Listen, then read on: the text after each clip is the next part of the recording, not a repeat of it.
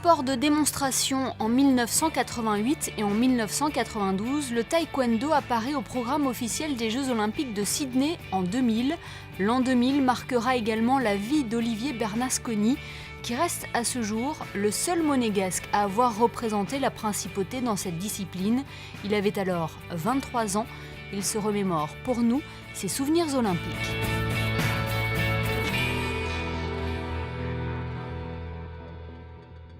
À la base, j'avais une formation en karaté, que j'avais commencé petit à l'âge de 9 ans.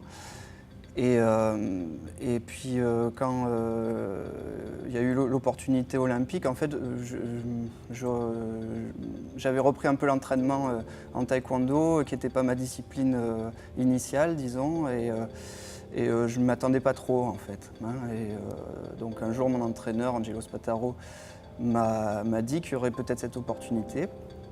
Et donc évidemment, j'ai dit que j'étais d'accord pour tenter le coup. Et en fait, c'est une sélection qui s'est faite par une wildcard, qui a été obtenue par notre souverain. Voilà. Et donc j'ai pu partir à Sydney aux Jeux de 2000.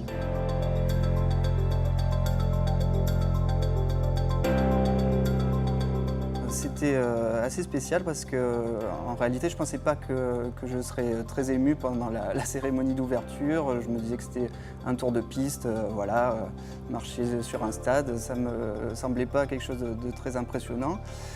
Et en fait, quand on met le pied sur cette piste avec cette foule, il y a une ferveur immense dans les gradins et tout. On est obligé d'être impressionné en fait. Donc c'est vrai qu'il y a quelque chose qui nous prend aux tripes et on est vraiment très impressionné à ce moment-là.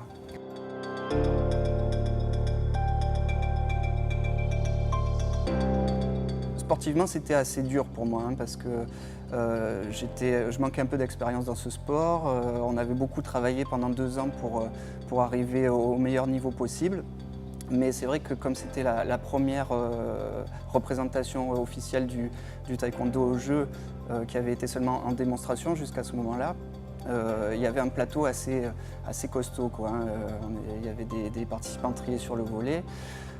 Donc dès mon premier combat, je suis tombé sur l'Allemand, il avait déjà été champion du monde en 95, donc ça faisait déjà 5 ans qu'il était au plus haut niveau. Et moi j'étais un peu un novice, quoi, par rapport à lui. Donc ce combat, il s'est bien passé au début. J'ai remporté un round 2-0 et après j'ai pas réussi à soutenir la pression et donc là j'ai été débordé, quoi. Voilà, mais c'était une expérience forte, quoi, émotionnellement, parce que il y avait toute une mise en scène avec l'air de combat surélevé. On entrait sur du rock et tout. Il y avait toute une présentation vraiment très spectaculaire, quoi. Et il y avait aussi beaucoup de participation du public et tout. Et j'étais quand même content parce qu'en sortant de mon combat, j'ai été quand même félicité par beaucoup de public qui m'ont félicité, voilà, pour ma vaillance, alors que j'étais pas favori, voilà. Mais bon, j'ai essayé de donner tout ce que j'avais.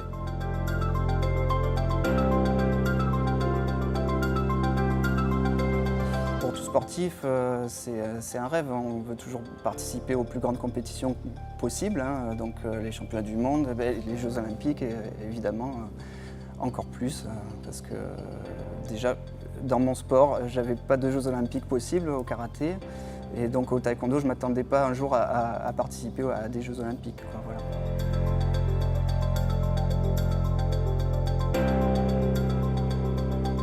La devise de Pierre de Coubertin, moi ce que j'en retiens, c'est la notion de lutte. Dans les Jeux, il y a toutes sortes de sportifs, il y a des grands champions, il y en a qui sont plus anonymes, voilà, comme j'étais moi. Mais les valeurs des Jeux, voilà, c'est l'engagement dans le sport, l'engagement dans l'effort qu'il faut accomplir pour faire une compétition à haut niveau, voir jusqu'où on peut aller. Voilà, ça pour moi c'est les valeurs de l'olympisme, oui, mais de tous les sports, quoi, en général.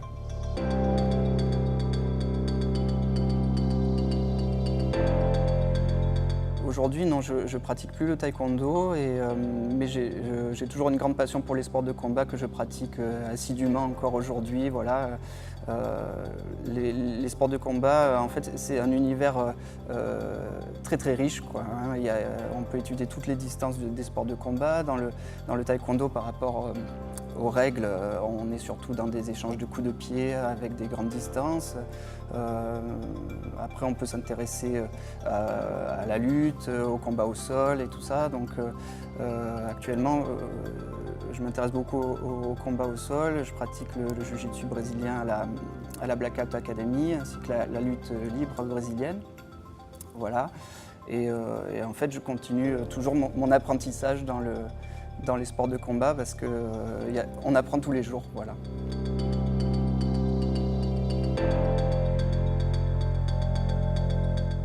Il y en a beaucoup, mais ce que j'ai en tête, voilà, c'est vraiment le moment de la compétition où on est un peu dans un état second, quoi, parce qu'on est entièrement concentré sur ce qu'on a à faire, mais en même temps on ne maîtrise pas tout. Voilà, donc ce que je retiens, c'est ça, c'est ce combat qui a été dur.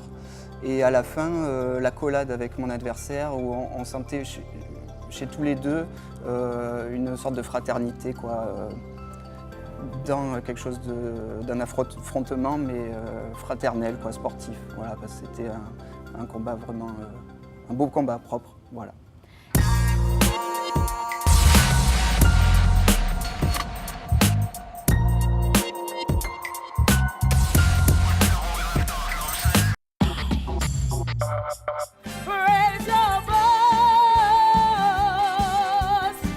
Et souvenez-vous, il y a plus de 20 ans, nous étions des millions à découvrir le premier volet sur grand écran de Sister Act avec Whoopi Goldberg en tête d'affiche. Cette fois-ci, ce n'est plus Whoopi, mais Alexandra Burke qui interprète le rôle principal, et non pas au cinéma, mais dans la comédie musicale proposée ici sur la scène de la Salle Garnier. Si je devais décrire cette comédie musicale, je dirais qu'elle est très enjouée, très énergique et adorable dans le sens où on peut facilement l'aimer. Il y a plusieurs éléments qui agissent pour cela. Le travail des acteurs, des actrices, des danseurs, c'est une aventure très drôle. Et si vous venez voir le spectacle, mais pour X raisons, vous n'êtes pas très bien ce jour-là, je peux vous garantir que l'on vous fera repartir avec le sourire. Car cette comédie musicale est faite comme ça, elle est faite de telle sorte que le public a la pêche. Doloris, témoin d'un meurtre, se cache donc dans un couvent et cette chanteuse de cabaret va rapidement changer le quotidien de ses résidentes. Oui, bien sûr, j'ai vu les films avec Whoopi Goldberg, mais quand j'étais plus jeune, pour préparer mon rôle, je n'ai pas voulu les revoir car je ne voulais pas que mon esprit se dise tout le temps « il faut faire comme Whoopi ».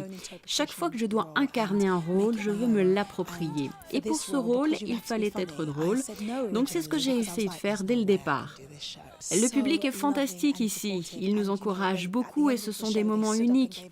Vous savez, tout ce que l'on espère sur scène, c'est plaire au public et qu'il aime surtout ce que l'on est en train de faire. Et si vous aussi, vous souhaitez faire partie de ce public, il reste encore des places pour les représentations jusqu'à samedi.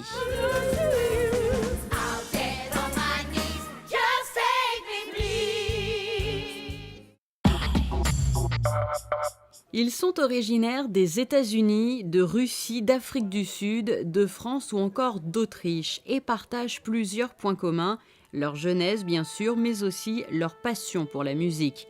Après avoir participé à un stage d'une quinzaine de jours au centre méditerranéen de Cap d'Aille, tous ces jeunes ont pu appliquer ce qu'ils avaient appris au cours de ce concert sous la conduite du directeur du stage.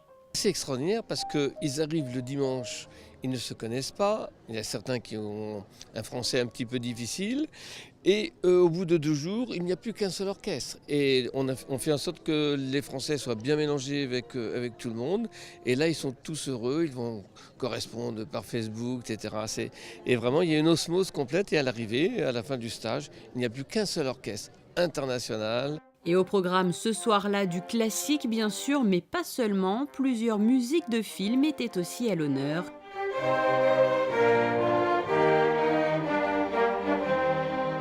Pour Pour moi, c'est déjà la 4e fois que je fais le stage et j'adore revenir toujours. Et en fait, je pense que cette année, l'ambiance était vraiment très bien. On s'est entendu très bien, tous les stagiaires. Et puis, comme ça, le travail, elle est bien aussi. Juste l'ambiance qu'on a ici, c'est vraiment quelque chose de très spécial. Je suis vraiment contente de pouvoir jouer ici.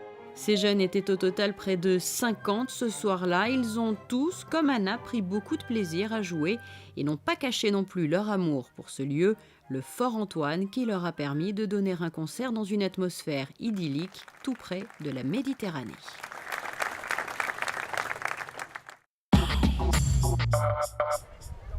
Ce maillot de bain fait fureur sur les plages dès que la météo est clémente. Inventé par un ingénieur français il y a 70 ans, le bikini n'en finit pas de choquer ou de séduire.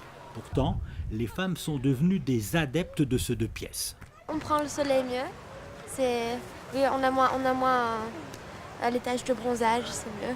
C'est plus sympa pour l'été, on est mieux en plus, ça fait rentrer le soleil. Moi c'est pareil, c'est pour pouvoir mieux bronzer. Déjà pour ne pas avoir de marque et puis question de liberté peut-être, je me sens mieux. C'est plus pratique pour bronzer d'une part et ensuite ça met plus en valeur les formes d'une femme. Et les marques de maillots de bain l'ont bien compris. Multitude de modèles, différentes formes, imprimés et couleurs à profusion.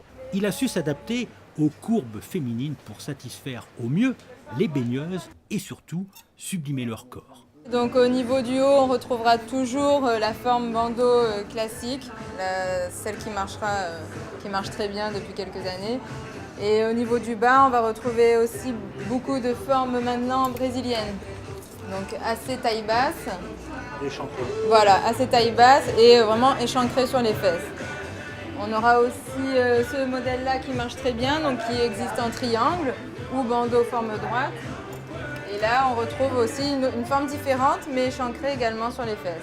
Le bikini est présenté pour la première fois le 5 juillet 1946, lors d'un défilé de la plus jolie baigneuse à la piscine Molitor à Paris. Une vraie révolution à l'époque. C'est la première fois en effet qu'un maillot dévoilait le nombril, les hanches et même une partie des fesses. Son inventeur avait remarqué que les femmes sur les plages tiraient le plus possible leurs culottes et leur soutien-gorge vers le bas, de façon à bronzer au maximum. Le succès du bikini n'est pas immédiat. Il est même interdit sur certaines plages européennes, et notamment en France sur les plages de la côte atlantique. On le jugeait beaucoup trop vulgaire. Non, il n'y a aucune vulgarité là-dessus, c'est très féminin et j'assume totalement. Et en fonction de quoi vous choisissez vos bikinis ? De mon humeur. C'est-à-dire de mon humeur, voilà, je vais choisir des couleurs un peu plus flashy si je suis de bonne humeur, un peu plus sombre si ça va pas trop, et puis voilà. Une femme toute nue, habillée, elle est belle, toutes les femmes sont belles en bikini ou toute nue ou en monokini ou en maillot de bain une pièce. Tout est une question d'attitude. Il faut attendre les années 70 et l'ère des pin-up pour que les femmes osent le porter. Ce maillot de bain se démocratise ensuite grâce aux stars de ciné comme Brigitte Bardot ou encore Ursula Andress. Il sort alors très vite de l'ombre et devient le maillot de bain séducteur par excellence qui gagne tous les cœurs. Le bikini représente une étape importante dans l'émancipation des femmes. Il a ouvert la voie à d'autres dévoilements comme la mini-jupe ou les robes transparentes. Ce maillot de bain n'a jamais été égalé et ne laisse personne indifférent, surtout pas les hommes. Ça c'est sûr, mais bon. Est-ce que tu préfères que les filles soient en bikini ou en monokini ou... Bikini direct. Monokini, ça fait mamie. Ouais. Du coup, c'est mieux bikini. Moi aussi, je préfère le bikini. Pour quelle raison ? Parce qu'on peut, ça met plus en valeur les valeurs de la femme et c'est plus agréable à voir. Aujourd'hui, le bikini est le maillot de bain le plus vendu au monde. Rien qu'en France, il s'en est écoulé près de 9 millions l'an dernier. La tendance, mesdames, pour 2017, le 2 pièces sera encore plus glamour et sexy avec des découpes, des décolletés et des imprimés extravagants. Découvrez la météo avec la galerie Mogadam, tapis persan classique et contemporain.